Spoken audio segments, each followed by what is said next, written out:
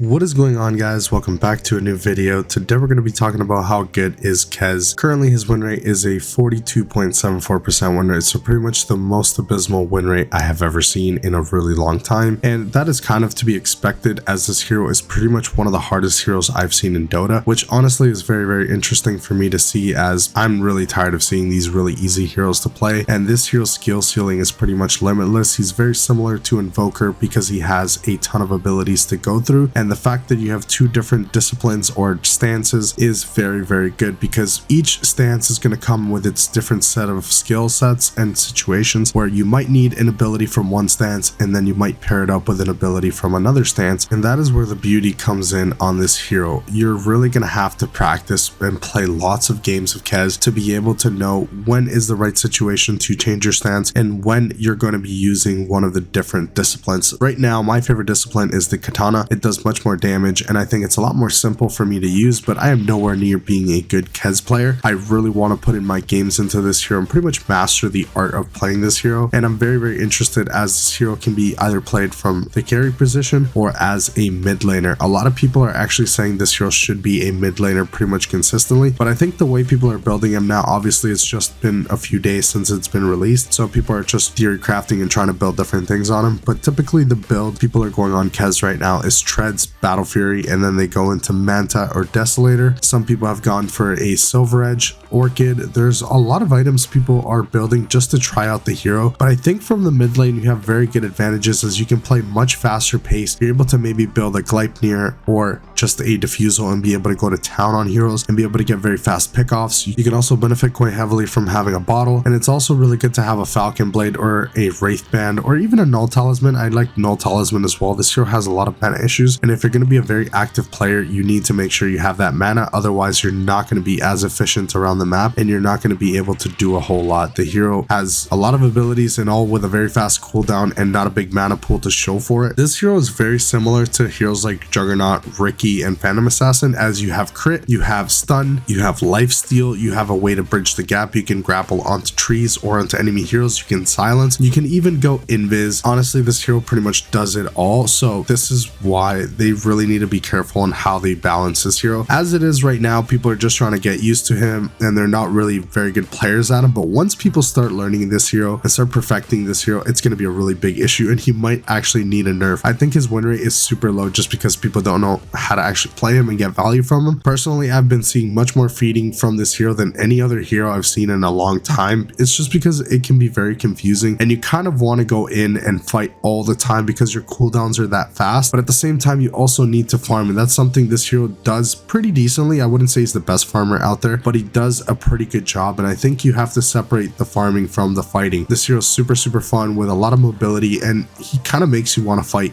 off cooldown, and that's something you cannot do because you're pretty much going to lose the game. You need to scale, you need to buy items, and you need to get that farm. You could farm heroes, you could have fun in the team fights because he is a very fight heavy hero, but you do need to farm and get these items. He is very good in the late game and the mid game as well. His early game is a little hit and miss. It depends on what hero you're laning with, but if you do have some setup you're able to do a lot more with this hero, and I love the Falcon Rush as it helps you take down towers and it also benefits quite heavily from having a lot of attack speed. There was a really funny video that I saw that was running with 5 moon shards plus a Battle Fury and just spamming Falcon Rush. It was honestly super crazy to see how much damage this hero was actually doing. Now obviously that's pretty much not going to be reasonable in your regular ranked game. That's more for a turbo, but the fact that you can buy maybe 1 moon shard and a Battle Fury and some other items, like you can get a Desolator and a Manta or maybe a BKB or even a Scotty, you're gonna be doing a ton of work with that Falcon Rush. So it's an ability, I think that's one of his best ones, but I do like that he also has Invis. It is very nice. It doesn't last a long time, but it helps you burst because it puts a mark, so it lets you do a lot more damage to that target who has the mark. I think the complexity of this hero is going to keep his win rate quite down for a while, but once people start figuring this hero out, he's going to be a menace around the map, and I'm super excited to keep grinding this hero. I want to know what you guys think in the comments below of how strong you guys think Kaz is. Do you guys think think the hero has a ton of potential? Do you guys think the hero is broken, or do you think he's underpowered, or maybe he just needs more time and then he's going to be over the 50% win rate mark? I would definitely like to know. I think this hero will be 50% win rate and over within a couple of weeks once people start figuring him out and learning the combos and the best way to play him, and also the best position, because right now most people are playing him from the carry position but also from the mid lane. So maybe people theorycraft on playing support. I definitely think it could happen because the hero just offers a lot from any position, honestly, and that's something I wasn't expecting for them to release such a fantastic hero, because honestly Ringmaster I did not like. I really don't play that hero. I think he's quite boring and I'm not a really big fan, but Kez is definitely an insane addition to Dota 2 and to its roster. I love this type of hero that is very difficult to play, that's going to take me a lot of games to grind and be able to master. That is what Dota 2 is all about for me, is pretty much making myself a better player, and mastering a hero is always going to be very, very exciting. Now let's talk about some of the best and worst matchups. Some of the best matchups are Arc Warden, Lifestealer, Naga Siren, Spectre. These matchups you're pretty good up against heroes like Dawnbreaker. You can do a very good job up against these heroes as of right now, but obviously matchups are going to be changing according to builds and to metas. So this is what it looks like right now according to Dota Buff, and some of the bad matchups are Monkey King, Ursa, Axe, Templar Assassin, Wind Ranger. So pretty much any hero that likes to man up, you're not going to be doing very good up against. I played in the mid lane earlier today against the Monkey King and I got absolutely destroyed. There wasn't a whole lot I can do to that Monkey King. From level 1 to level 3 I was actually having a pretty good time, but once he put more points into Jingu and Boundless Strike, I was not able to do a whole lot to that hero. Unless you get some support rotations, the Monkey King is going to kick you out of lane very, very easily. Obviously you're a melee hero, so he's just going to dumpster you. Heroes like Ursa are always going to be able to get on top of you and they're going to burst you. Your HP pool is quite frail, so you need to play accordingly, and you're not going to be doing very good if you get locked down by an Ursa, or if you get locked down by an Axe or a Templar Assassin or a Wind Ranger. These types of heroes you definitely want to avoid unless you have a really good strategy and you know these matchups. Other than that, I would recommend you guys don't pick it against the Monkey King and the Ursa, because you will not win that game unless they're just absolute robots. But definitely keep this hero in mind. If you guys are up for a challenge, I recommend you guys play this hero. Super fun. I'm very excited to be grinding this game and bring you guys a much better guide. As of right now, I don't understand the hero nearly enough to create a guide for you guys to teach you guys the best things or best combos, but within the next coming weeks I will be creating a beginner's guide and also an advanced guide for you guys to learn from this. Hopefully you guys enjoyed the video. If you guys did, leave a comment down below and let me know if this has been your favorite hero released in a long time. Definitely is for me, so I'm super hyped to be playing more and more Dota. I will see you guys in the next one. Thank you so much for watching.